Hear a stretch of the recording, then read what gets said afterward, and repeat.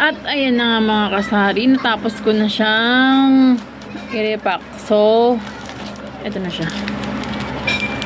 So, ayan na siya mga kasari. Na-stapler ko na din. Ayan. So, binibenta nga pala ako na to kahapon nung tinanggal ko siya sa box. Nung in-unbox ko yung mga binili ko. So, ayan, i-repack ko na. Tapos, ito ay hindi ko pa tapos. Hindi ko pa tapos tong isa. So, ito po ay yan, stapler ko lang. Stapler ko lang siya. Alam niyo ba mga kasari, etong pag ganito ko ay ako na-enjoy talaga. So, nung ako hindi pa nagtitindahan, nakikita ko din to sa YouTube. So, ginaya ko lang. Manggagaya talaga ako. Charis lang. Hindi talagang alam nyo guys, kasi kapag ngayong meron na akong sari-sari store, na-realize ko na hindi pala siya ganun kadali. So, feeling ko kasi kapag nakakanood ako ng mga vlog ng mga may sari-sari store, parang feeling ko, parang ang dali lang para sa kanila ng araw-araw na gawain nila. So, nung ako na pala yung gagawa, kung ako na pala yung meron na ganito, so hindi rin pala mga kasari, hindi rin pala madali. Lalo na kapag may mga anak ka na inaasikaso, tapos ngayon na malapit na naman yung pasukan, syempre hindi naman pwede yung lagi mo lang iaasa sa mister mo yung gawain bahay. Kahit naman yung mister mo masipag sa gawain bahay, syempre naman naghahanap buhay din yun, nagtatrabaho din siya at pagod. Kaya ayan, tulungan lang kaming dalawa. So nga pala kasari, yung mister ko nga pala, makikwento ko lang din, siya ay Shopee rider. Hindi naman siya totally yung may sariling account ng Shopee. Hindi naman din siya hinire ni Shopee, ganyan. Kumbaga parang katulong niya yung aking bayaw. Nagkatulong silang dalawa. So yung bayaw ko yung may account kay Shopee. Yung mister ko lang yung, kumbaga siya lang yung rider siya na backup lang siya, kaya hindi din ganoon kalaki mga kasari yung kita. Kaya eto, kaya naisip ko magtindahan na lang. Siyempre kahit pa paano nakatulong din ako sa kanya sa gastos sa bahay. Ayan, siyempre ngayon napakamahal na ng bilihin, ang mahal na ng bigas, ang mahal na ng lahat, wala ng mura. Kaya kahit pa paano din nakakatulong din naman ako sa kanya kahit na konti-konti. Pero alam niyo pa kasari, kaming mag-asawa, hindi naman din talaga kasi kami malulong tao. Kaya hindi naman kailangan din kami bibili. Lang kasi alam naman namin kung gaano kahirap kitain talaga yung pera. So before, nung hindi pa ako mga kasari nag-open ng sari-sari store, lagi niya akong kasamang mag-deliver.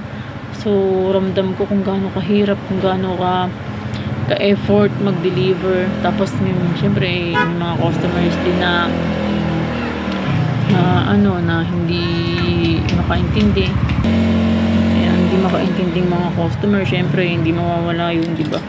So meron pa nga ako kasari na encounter na tinag-deliver na ng mister ko. So ibig sabihin kasi kasari, kapag tinag-deliver na, in-accept na ni customer, ni buyer as COD. So that time mga kasari, hindi pa na inabot pa lang ng asawa ko pala sa kanya is sabi niya hindi daw niya order yun. So wala daw siyang order na ganun. So ang nangyari kasari ay nagalit yung mister ko. Ang sabi sa kanya pangalan niya yung nandoon, tapos sasabihin hindi niya order. So syempre sino ba naman yung hindi magagalit noon, dahil syempre kaya nga may dumating kang parcel kasi may order kayo, di ba? Kaya ayun kasari, nung time na yun nagbayad kami talaga ng 400 plus nung time na yun, kasi nag-deliver na niya yun eh. Kasi mga kasari, it means na once na tinag-deliver niya na yun, kailangan bayaran na niya ng customer. So, kung hindi binayaran ng customer yun, si rider yung magsasuffer na. Kaya, ayun, binayaran na lang ni rider. So, ang amount nga pala ng inabunuhan ni rider that time mga kasari is 420 pesos. So, ang laman mga kasari ng parcel na yun is puro clip. Yung mga clip na yun mga kasari, binenta ko siya sa online. Yan. Pinost ko siya sa Facebook. And then, yung the rest na hindi nabili sa Facebook, tininda ko siya mga kasari dito sa sari-sari store ko.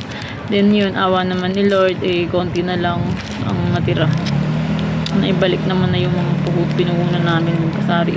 Siyempre, hindi naman yung kita ng asawa ko nung araw na yun. Doon lang din pumasok. Kaya, kailangan din namin talagang ibenta. So, ayun, yun lang mga kasari yung aking ma-share na kwento at istorya sa inyo. Ano mga nangyari din. So, kasari, ito naman ang nagawa ko. Ayan. So, ang nagawa ko pala ay nakadalawang tie ako. Ayan. Dalawa. So, bilangin na lang natin kung ilan at kung tayo ba ay kikita dito.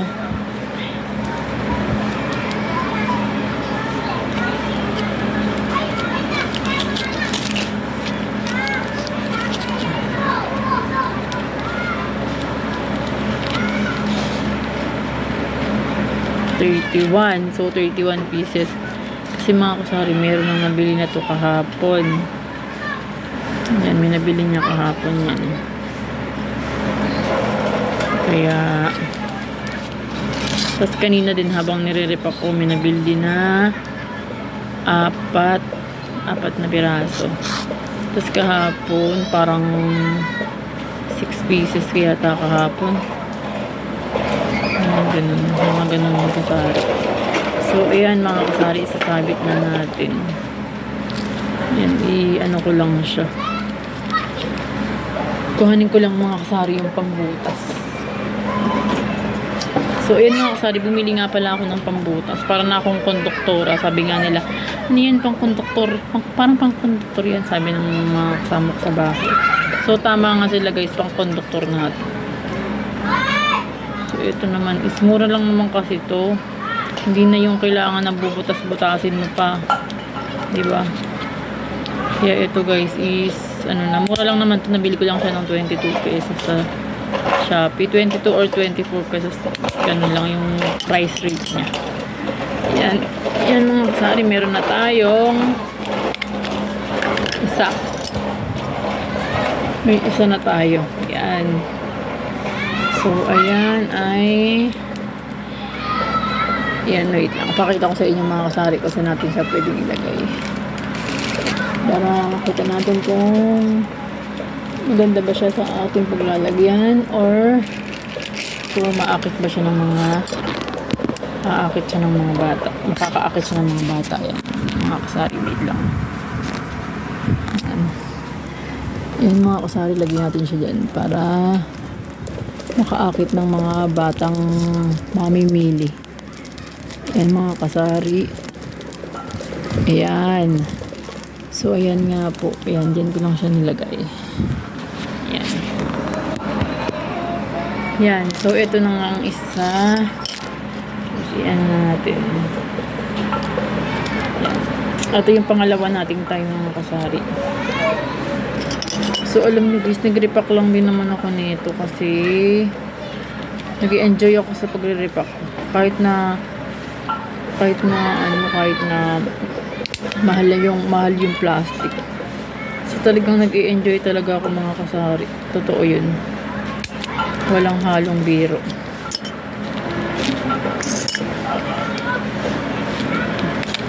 Yan. So, ayun na nga mga kasari. Sabit yung biblit to.